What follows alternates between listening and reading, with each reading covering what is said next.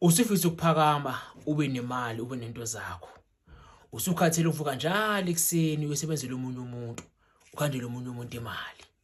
Uvuka ekseni noma kushisa noma kubanda, uyokhandela umunye umuntu imali.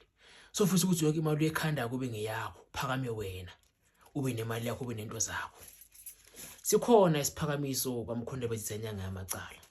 Njengoba bengibikile ngasho kini ngathi uma ngabe udinga izinto zokuphakanyiswa ngendlela ijule ngokuthi kube ngathi umuntu othwele, sizenza only winter. Angabe udinga isiphakamiso nje esikahle, siphakamisa lapho ngamandla wakho, lapho uzelwe nawo ungeza sama.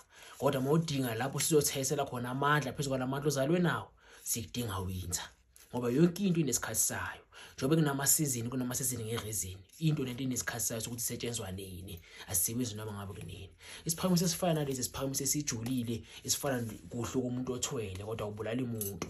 Isiphakamiso esinamandla sikufuna ukuthi uze ngalesikhathi lesi ke manje izinto zisafihlakele. Usebenze nawe ubone ibhizinisi lakho lindlondlobala liyaphambili liyaphezulu. Uyekele ukusebenzela emuva njengembongolo.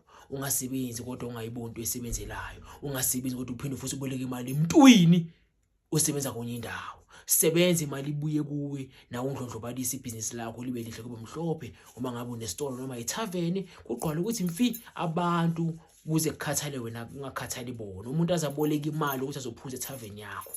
Abantu bakhanda igule ukuze bazonika wena imali. Iphakama ibhizinisi lakho unotho beyisigulu lezambaleka bonke ungasilulutho wanelise wona nomndeni wakho. Ngakho sithi isiphakamiso esinamandla kodwa lesiphakamiso lesithakiwe sinento futhi imfihlo phakathi. Ngakho sithi uphakama kuhle komuntu othwele. Sikhona ngaMkhonto bezinyanga yamacala kube kuhle kube mhlophe phezulu kwebhizinisi lakho. Nikhumbule inkinga nesixazululo. Sithi benkinga uyikhona ukuthi nesixazululo.